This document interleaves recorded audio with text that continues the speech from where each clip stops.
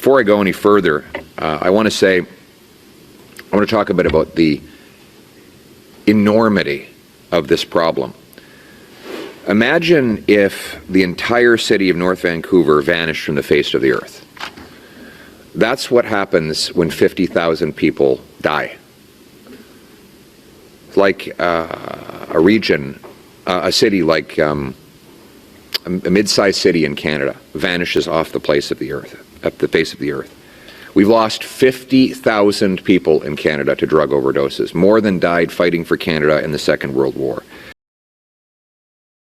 And thousands more continue to suffer, living in misery as fentanyl takes control of lives. Every single death is an unspeakable tragedy.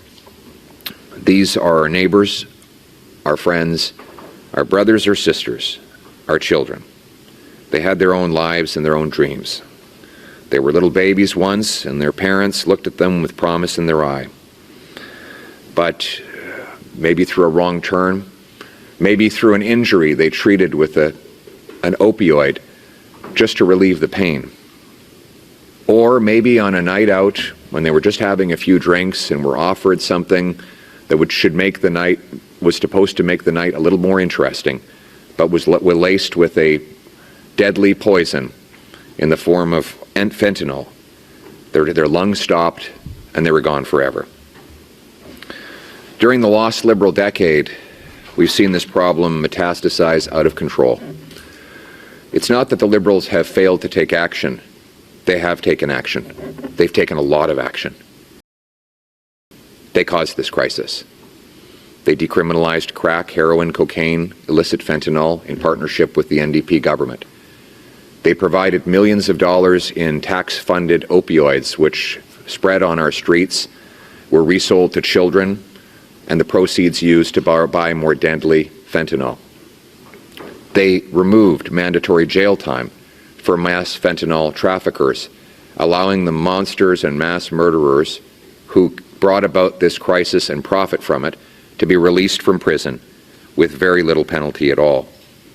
They set up drug dens in otherwise safe communities where addicts are fed dangerous drugs, then children in nearby neighborhood schoolyards are forced to step on dirty needles or encounter other drug paraphernalia.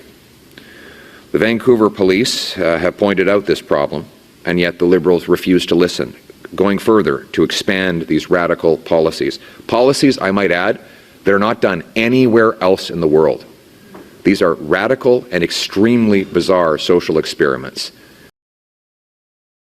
And British Columbia has been the ground zero for this massive, deadly Liberal failure.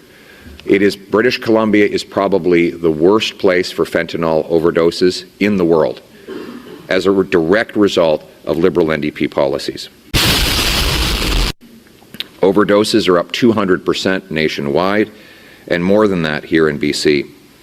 The Vancouver Police Department has said that roughly half of all hydromorphone seizures were diverted from the hard drug program that the Liberals and the NDP fund, while the Waterloo Regional Police and Niagara Police have said hydromorphone seizures are up by more than 1,000%. Hydromorphone is the taxpayer-funded drug that the Liberals are distributing. And in downtown Vancouver, the downtown east side, fear of drug chaos has driven away businesses. Once thriving Chinese community businesses are forced to move further and further away to avoid the danger. Total visits last year were almost up 10% compared to the year before. Shoplifting was up 12%, and the storefront vacancy rate is at 15%.